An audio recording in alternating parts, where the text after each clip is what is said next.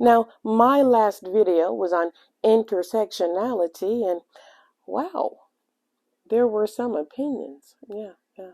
Now, just to recap, we talked about how in intersectionality, all of us have different characteristics that impact how we experience privilege and oppression. Perfect example, right? White women and black women. While both experience oppression through sexism, right? We're both women. We both experience sexism. Only black women experience racism because they're black. So black women experience both racism and sexism.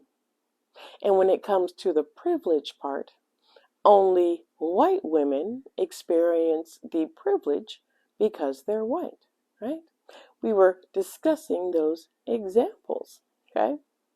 Now, as we were breaking it down, somebody left a comment saying, don't let them divide us. You are succeeding in letting them divide us. And I'm always fascinated by comments like that.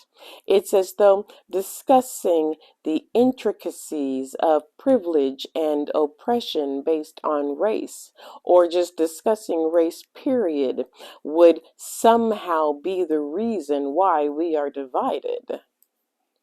That is not the case.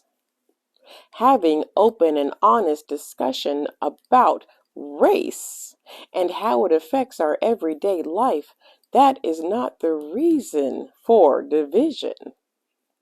I know that's what they tell you, but that's a lie.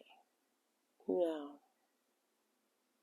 I'm going to respond to the individual who said that discussing things like intersectionality divides us. And I'm going to respond with the Wilmington insurrection of 1898. That's how I'm going to respond.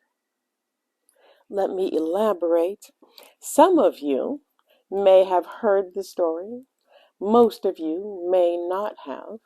And actually, we talked about it a few months ago. But I will try to provide a short synopsis. So after the end of the Civil War, after the assassination of Abraham Lincoln, and after the radical Republicans took control of the Reconstruction efforts away from Andrew Johnson, Republicans took over the governments of the southern states, okay? Republicans were the liberals of the time, okay? Now, in North Carolina, racist, white, Southern Democrats, they staged a campaign to take back their government from the Northern Republicans. Yes, they were like, we're going to need you up out of here, okay? However, in Wilmington, they would have to wait a few more months before their legal elections took place. So, instead of waiting a few more months for their legal elections, they staged a bloody insurrection, and they supplanted the legal government, running them out of town and committing acts of violence against black people, unaliving many along the way. Okay? Now, the first time I heard this story, I thought it was just because Southern white people hated black people, which is true. Okay, but there was another reason that was not talked about, and that is the Fusionist Party. You see, the Fusionist Party was made up of poor white farmers and black and white Republicans. Okay? Now, the Fusionist Party had managed to win elections from the racist Southern Democrats, and the Fusionist Party gave back to the local government power that had been taken from them. They encouraged black citizens to vote, and they did silly things like make rich white men pay their fair share. Yes.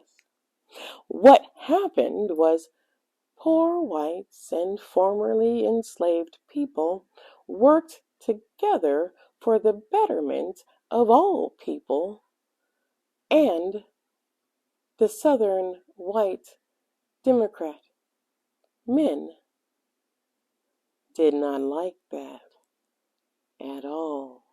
So now that the Wilmington insurrection had been completed and Republican and fusionist leaders had been replaced with white Southern racist Democrats, it was time to put some policies in place. Policies that killed two birds with one stone.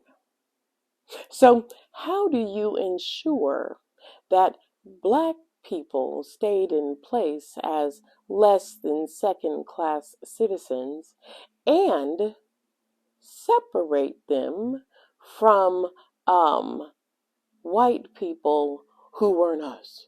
You know. Can't have them conspiring against the rich and powerful, can we? Huh. Wait a minute. Racial hierarchy laws. Huh. That should work. I think that worked before, didn't it? And if you're curious as to what racial hierarchy laws are, well, you know them better as segregation. Laws that prohibited black people and white people from sitting together on trains, steamboats, courtrooms. Laws that even required black people and white people to use separate Bibles. Nearly every aspect of public life was codified to be separate. Now, it's not the first time that rich white people separated everybody else, black from white. Politicians learned from the past to separate middle class, poor, disadvantaged white people away from black people a long time ago. All you had to do was make them think that they were different, that they were better than black people. Make them think that all they had to do was work a little harder, and then they too can be a part of the 1%. And that, well, black people, they're just lazy. And think about it.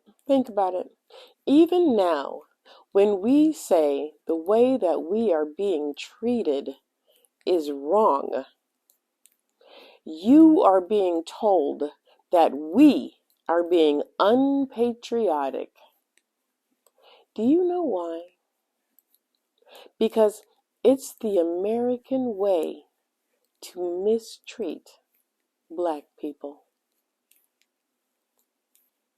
I say all of this to say this. Discussing intersectionality does not divide us. Discussing race does not divide us. Not discussing it divides us. And the politicians you keep electing, they divide us.